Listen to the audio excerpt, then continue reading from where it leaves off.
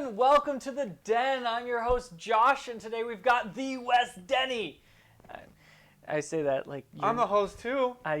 No, you're the what's that person that you have on that's like the talent or the information knowledge, I could host other people. Oh yeah, that's true. Yeah.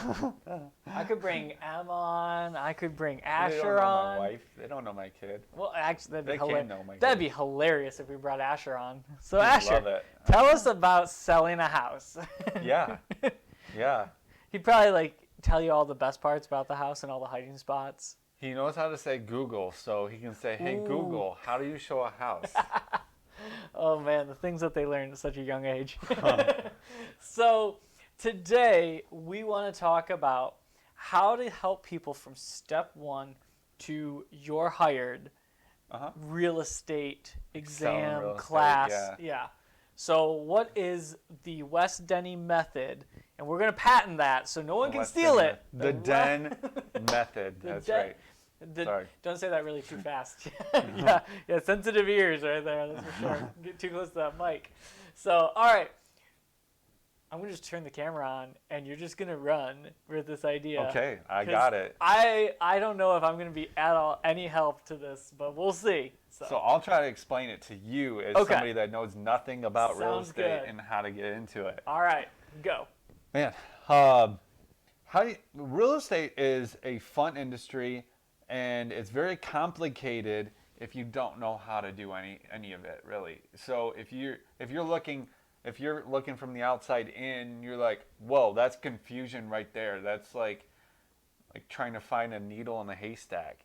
But that's what this video is about, to be able to help somebody with no knowledge on how to get their license. So I can get my license at the end of this video. Yeah. You can go after it, and I'll actually post some stuff in the link below in the bio to be able to get you access to what I would refer to get your license started. So the first thing is you really need to find a class. So the class is something that you have to take to get your Michigan real estate license. You have to have 40 hours, a 40-hour class. So it's not, hey, it's a 40-hour college class credit. It's 40 hours that you need to be in there. I mean, there's subtracting some breaks or whatever, so it's a little bit less than 40 hours. It might be 32. The good news is not straight through 40 hours. Well, I did it 40. No, I just kidding.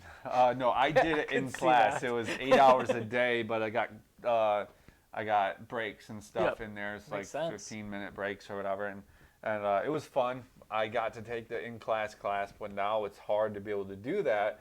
So a lot of people are doing it online, and I would refer to, say, hey, Real Estate U has a really good class that I've had a lot of my friends, family, and other people take, and they've given high reviews of it. So with that, take that class, and you'll go through it and take a few class tests or whatever throughout the whole thing, and then you'll have a final exam at the end of that class. So if you don't pass those exams, those quizzes or whatever throughout the whole thing, it'll just make you take it again. Just the exam portion of it. Yeah, it's not too much money. No, but no, not the exam. The exam isn't anything when you're taking the class. Oh, because the class makes you take. No, we're talking about an exam for the class, not the exam for the license. Oh, so you have an exam at the end, and then you have another exam after that. There's 2 tests to this thing? Yeah. Come prepared, folks. Well, it's because you're online, and they're just making sense. sure that you, it's giving quality work, so they want to make sure that you're ready for it, and they want to help you pass the exam the first time.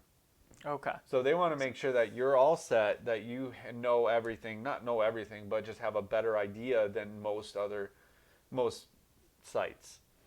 So now it's like, I can go in there, do 2 hours a day if I wanted to, or I can do 10 hours in one day, and then 10 hours another day, 10 hours. So 40 hours, I can do that and get it done. And then right after that, I get the certificate, which the certificate is done within so much time or whatever. I think right after you pass the class. But they actually send that to PSI. PSI is the third-party testing center. Okay, so you have another center that's going to actually watch me take the test. Yeah, dude, there's like cameras everywhere. Oh, yeah. And you can't do anything. You can't pick your nose without them knowing. Yeah, no, I dealt with the education system during during the Corona time, and yeah, like the online portion of it, whew, it is intense. Let me tell you. Yeah.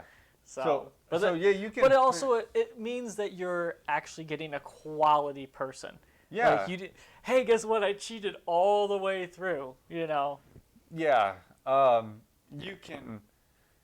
It's hard, but in anything you can. It's hard to like keep away or keep people from cheating.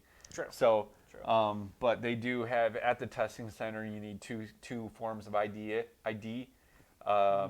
Like a picture ID and then a different one, so like a credit card or something that says your name on it.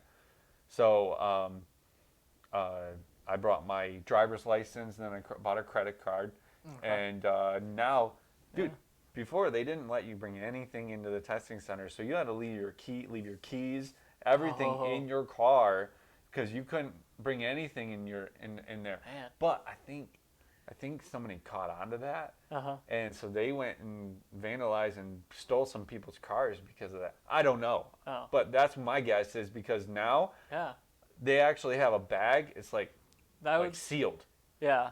So you take it in and then put it on the back of your seat. Mm-hmm. But obviously, if you go and look in there, they're gonna hey, know. What are you doing? Well, it'd be nice if it's like the roller coaster thing where you at least have the dump bucket on the way in. You know. Yeah. All right, this is your basket. You know. Yeah.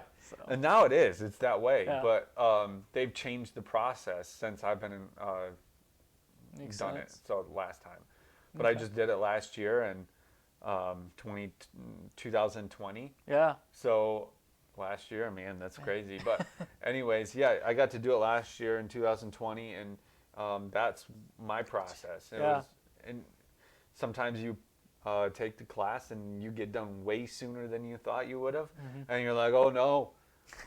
I got them all wrong. I might have got them all wrong. So, or I'm really smart. So, and then the class, the exam on the computer, you can actually mark them, question, say, hey, I want to come back to this one. So you can actually click mark on it. Nice. And then when you're done, it won't let you submit until you have all of them unmarked and able to move on. Well, that's at least helpful, because then you could potentially, if you're stumped on this one, or like just, it's a math problem, you can just move on. Because when I was going on, I wrote all the questions down. I said 1, 2, 3, 4, all the way down to 100. And I put, this question was about this question was about this, because number, let's just say 5 on the test was written a little bit different, but the same exact question and answer, just written just a little differently on number 40. So it's just like you get a 2 for 1, but hopefully you got the first one right. So, and maybe the next one might be read a different way, that you might have gotten the first one wrong, and you knew that because of the way that the next one was worded. Interesting. They love to stump you. Yeah. Like me. Yeah. So now one of the things that you mentioned was every 3 years, at least in Michigan, you have to re-up your license. Yeah, but you're not licensed yet after you take your PSI exam. Oh my goodness. All right. Yeah. I still gotta wait? Right. I've been through 2 exams already and I still have, oh my goodness. So once you pass your exam. Okay. Before, you might be able to put, if you found a broker. Okay. Because you have to put your license underneath a broker. If you're going out for the first license, the salesperson's license, so you find your broker and you go interview people or look at the best one that's for you.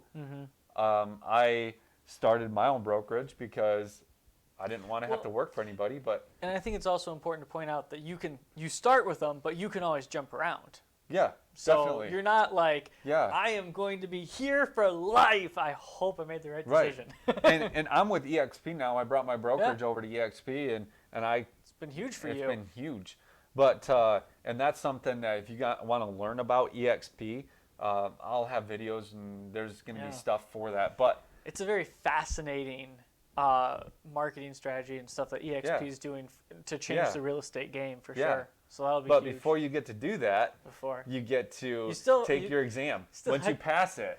You still have 2 tests? No. Once you, well, you do have 2 tests. Am I on a 3rd test now, or is it just 2? Well, hey, you could have 2. You could have 3. You could have 4. Yeah, that's what I'm going to say. Okay. So you can actually go in and fail. They call it a fail test, even if you miss 1. Underneath the minimum requirement. Oh, I was like, am I supposed to get 100%? So if you need to have a 78% and you get a 77%. Oh, well, that makes sense. You fail. So you're below a C average. Right. And so you do that. Then you go home after an hour. My trip was an hour and 15 minutes back home. So I was thinking about that the whole way. Mm-hmm. And I actually, when I got home, I scheduled my next exam for 3 days later, and I studied or whatever, and I passed it the next time. Now, you can't just instantly retake it, right? It has to be like a full 24 hours or so? No, it can be the same next day if you want to, the following morning. But most of the time, they have to have the exam, the exam at that time. So a lot of places, the PSI, they might not have the exam until 3 days later. So then that's the soonest you can take it. So I was trying to get my Tennessee license, and the exam, I was actually going to have to drive all the way down to Chicago because I was like, well, that's the one that I can take it the soonest, so I can get my license the soonest, as soon as possible. But So they were going to let you take your Tennessee exam in Chicago. And I live in Michigan. Yeah. It's a third-party place that's like all over the United States. This is the only third party that can take these or give you the exam. Mm-hmm. So it's the same thing. It's just in a different different state. So I took a Tennessee license eventually I took it in Holt, Lansing, Michigan. Oh, okay. So one actually spot opened up, and I was like, I'm going to take it right now. It's an hour away. Way better than the 6 hours to Chicago. Yeah. So once you pass it, let's just say you pass it the first time, and you don't have to worry about taking it the next time. The broker that you pick, either if you pick it before you take your exam, because you can put all the numbers, the broker license information and stuff right there. So when you take the exam, your broker will be notified when you pass. That's nice. Yeah, which is nice. It's seamless. But then if you want to... Now, does he get notified if you fail? No. Okay. Nobody knows if you fail or not, or you pass the first time. It's just, hey, I have a license. Okay. Nobody knows that, hey, I failed 10 times, which I did. But it's beneficial. Nobody failed 10 times that... for my license. Okay. So once you do that, once your broker is notified, there's also a way that you can, if you didn't post your broker the first time before, you can actually write it in. The state's got a website, and you go in and apply, and it can all be done virtually or online. Nice. Okay, so now I'm a licensed real estate agent? Not yet. This kid, man. Who else do I have to pay off? No. You have to pay for your license. I'm older than you. Once you apply, your payment is like $110 to the state. Okay. So mine was to state of Michigan, not the state of Lansing. Yep. Sometimes I wonder if they're their own state. Yeah, right. But when you do that, then it'll take about 1 to 2 weeks to be able to have processed. And once it's processed, then your broker will get notified that, hey, this person has the right credentials. Mm-hmm. He passed the test. His application is approved. And then the broker has to go in on his back office and the site that he has for ICOLA, and he'll approve that license. So then you're a licensed agent. You can sell. ICOLA, huh? Yeah. I don't know why they call it ICOLA. Okay. I just pay my money and I'm a licensed agent. All right. I don't even care what you call your system. I just want to be on ICOLA. Yeah. No, it's just a website that they use. It's not an acronym or anything? Probably is. Okay. I don't know what it is. I mean, all I'm thinking of is like the international collaboration of licensed agents. I'm thinking of Iacocca from Lee Iacocca. Yeah. So the guy that took care of, he was in Ford and in Chrysler. So I don't know if he was in GM, but yeah. I don't know, but he doesn't have anything to do with real estate. No, but he has the name that sounds like Icola. So, but once you're an agent, then you are at your broker. You're hanging your license. That's what they call it, because you have to have your pocket card with you. Take a picture of it, whatever. Yep. And then the broker has it at his office. Okay. So he's hanging your license up at the office because it's public. Okay, so the office is considered a public location for displaying your license. Yeah. So, because, hey, somebody can, incriminate a licensed agent and say, hey, I'm a licensed agent.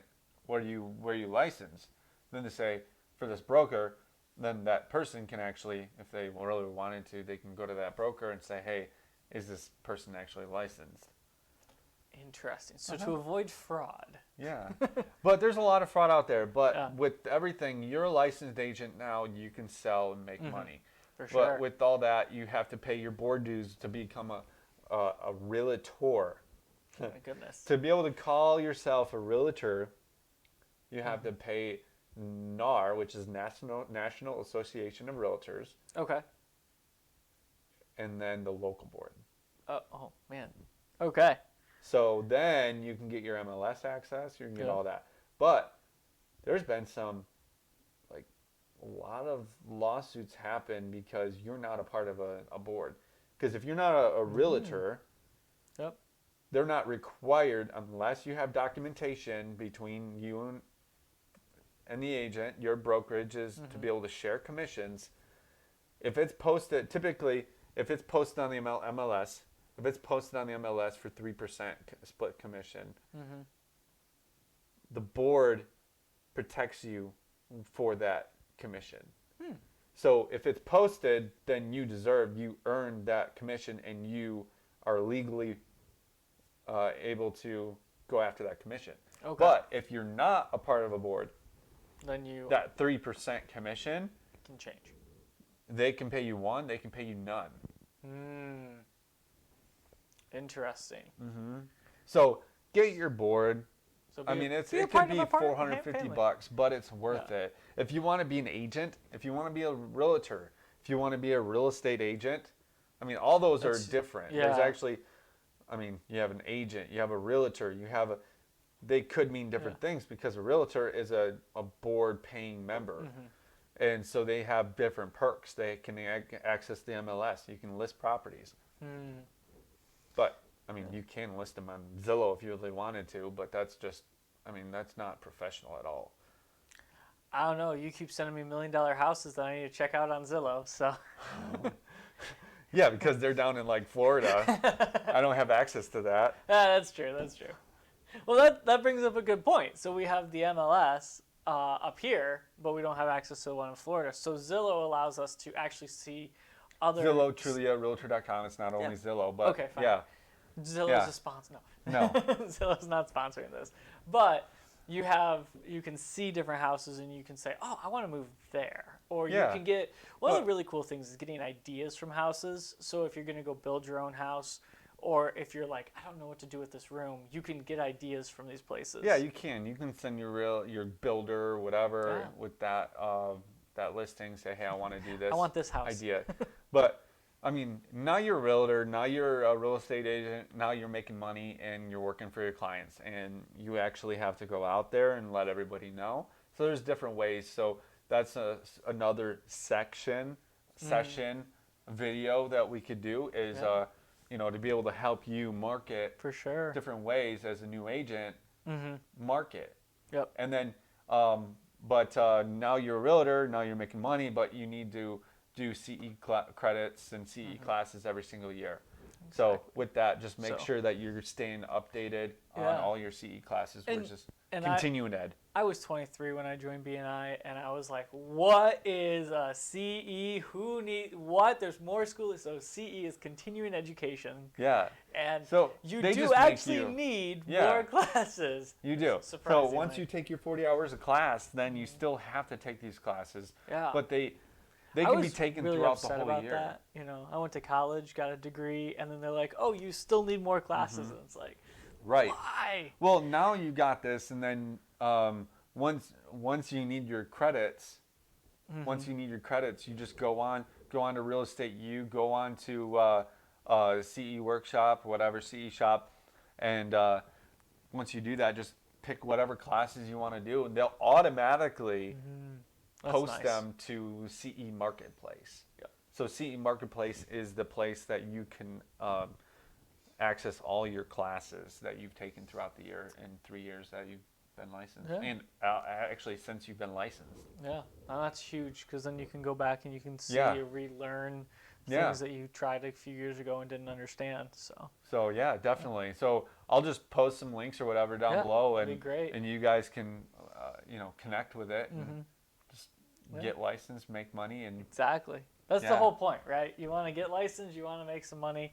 The whole goal, financial freedom, or at least you get the opportunity to go on that vacation you wanted. To create your own wealth. Yeah. So, and that's really what the Den is about, is helping you guys move closer to goals in your life. And so we're excited to be Josh a part is of my guy that is really helping me in the back end, and he's like, dude, we should do something, because I don't know anything about real estate. Let me be on the show too. Yeah. And so that's why he's on here. I'm really excited. I'm happy that he got to do this. Yep. So the good news is now I know that I need to take like 100 exams, and then I'll be a real estate agent. Yep. And a few other steps too. Yeah, definitely. Yep. But no, that was great. I think a lot of people have gained a lot of knowledge from this series, which is awesome. And so we'll continue. I think some other very exciting series are going to come out of this. I love it. So all in the financial freedom and developing ways to earn more money or to earn passive income. Even. Yeah, not even in real estate, but everything. And really, like you even mentioned like passive income coming in from buyers and seller agents too. Like there's so much opportunity as long as you as an agent. Yeah. Yeah, and just working towards it and becoming better. So awesome. Well, thank you for joining me on your own show. We can consider you a host, I guess. Thank you. But so that's what's Denny. I'm Josh, and we will see you guys on the next episode of The Den. Thank you.